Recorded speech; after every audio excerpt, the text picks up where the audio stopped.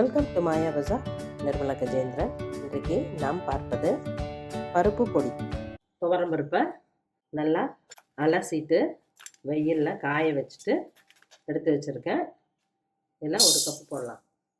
இரும்பு சட்டியில் வறுக்கிறப்ப நல்லா ஃப்ரை ஆகும், அதே சமயம் ருசியும் கொடுக்கும்.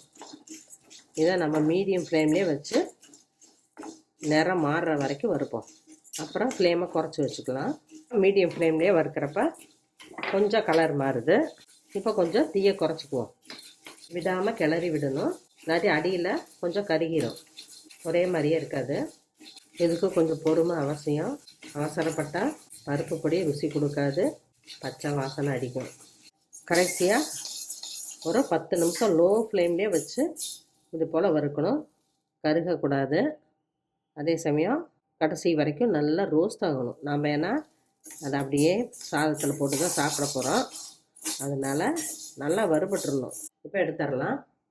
நல்லா மணமாக இருக்குது, சட்னி வாசம் வறுக்கிறப்பவே வந்துருச்சு. பொட்டு உளுந்து 1/4 கப் எடுத்திருக்கேன். அதை கழுவி நல்லா அலசிட்டு முதல்ல காய வச்சு வச்சுருக்கேன். அதையும் வறுத்துக்குவோம். உளுந்தம்பருப்பு சீக்கிரமாக வறுபட்டுரும், துவரம் பருப்பு தான் லேட் ஆகும், அதனால் விடாமல் கிளறணும். இப்போ லேசாக சவக்குது, ஃப்ளேமை குறைச்சி வச்சுக்குவோம். இந்த தோலோடு போடுறப்ப ஒரு ஃப்ளேவர் நல்லாயிருக்கும். ஆக்சுவலாக தோல் ரொம்ப நல்லது, மெடிசனே இதில் தயாரிக்கிறாங்கன்னு சொல்கிறாங்க. அதனால் நம்ம அதை வேஸ்ட்டு பண்ணாமல் யூஸ் பண்ணிக்கலாம். ஸ்டவ் ஆஃப் பண்ணிவிட்டேன்.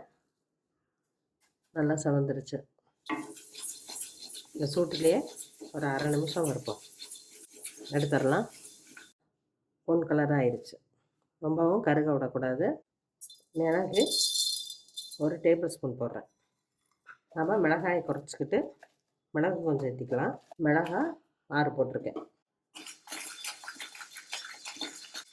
காரம் கம்மியாக வேணுங்கிறவங்க 2லேயுமே கொஞ்சம் குறைச்சிக்கலாம். நல்லா பொரியுது, ஆஃப் பண்ணிடலாம். சீரகம் 1 டேபிள் ஸ்பூன், கொத்தமல்லி 1 டேபிள் ஸ்பூன். இதையும் நல்லா பொரிய விட்டு எடுப்போம்.